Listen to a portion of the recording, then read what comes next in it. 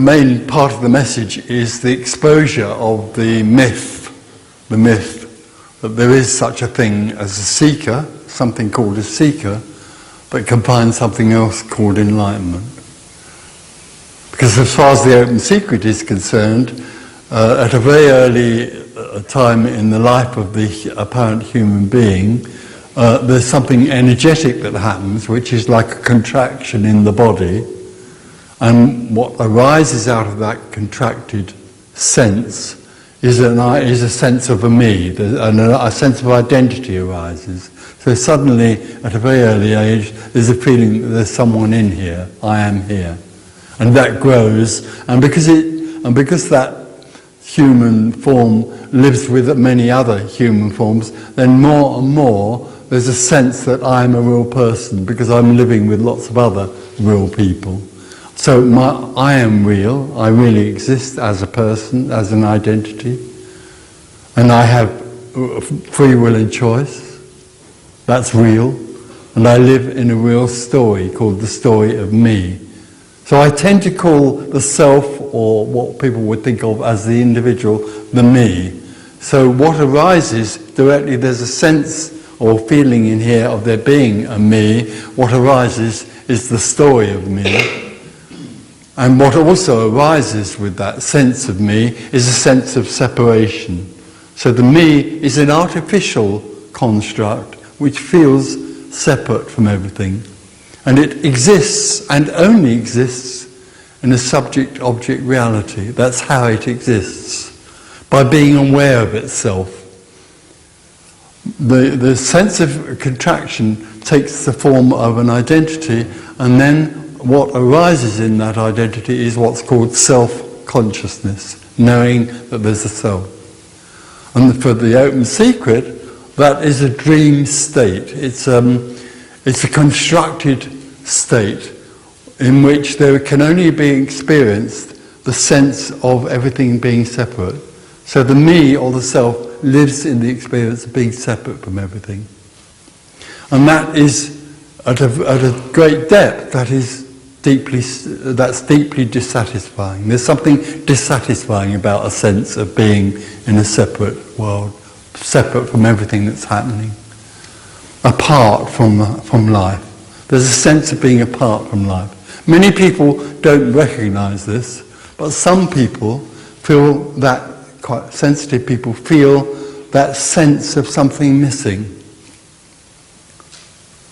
So they look for what's missing. They don't feel fulfilled. Money, all of those things don't fulfill that sense of being separate. So they look at a deeper level for the answer to that. They look at religion, or therapy, or maybe something called enlightenment. And basically what's being said here is that because the individual is in that artificial subject-object world, it can never find what it wants. Because what it wants, what it really longs for, is not an object. What it really longs for can't be owned. What it really longs for can't be grasped. There isn't something that the me can do to reach what it really longs for. And that's what we're sharing here. I mean, I'll go into more detail about this tomorrow, but basically that is the theme of this message.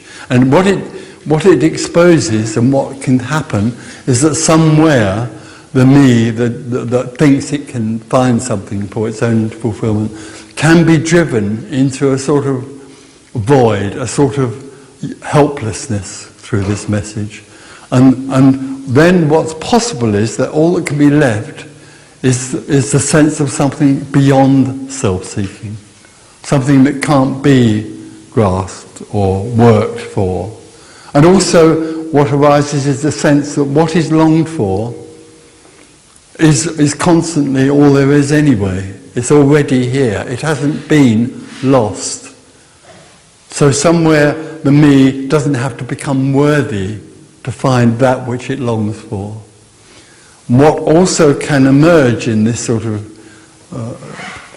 communication is the sense that actually what can happen is that the whole artificial construct of a me, that whole fabric, that whole sense of being separate, can suddenly simply collapse. So this is really about something that can be lost rather than anything that can be gained. What is lost is the sense that there's something to be gained. What is lost is the idea that I can gain something. I can have something for myself.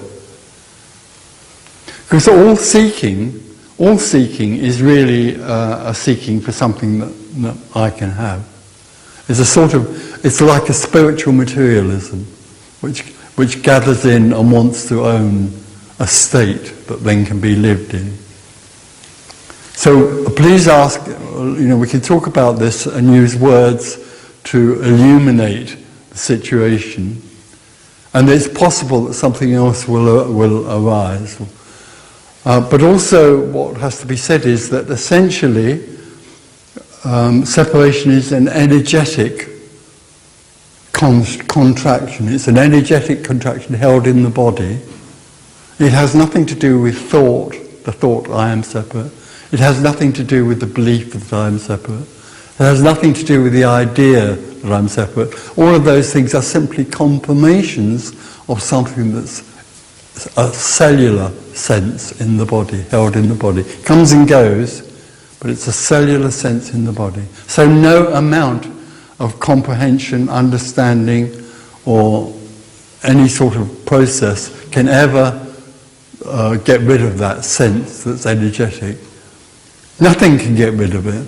Because in the end, the strange thing about this mystery is that when that contraction suddenly collapses, that whole artificial sense of there being a me, what's recognized by no one at that point is that there never was a me, that the whole sense of there being a me to find and seek, the seeking sense, was totally illusory and had no real fabric.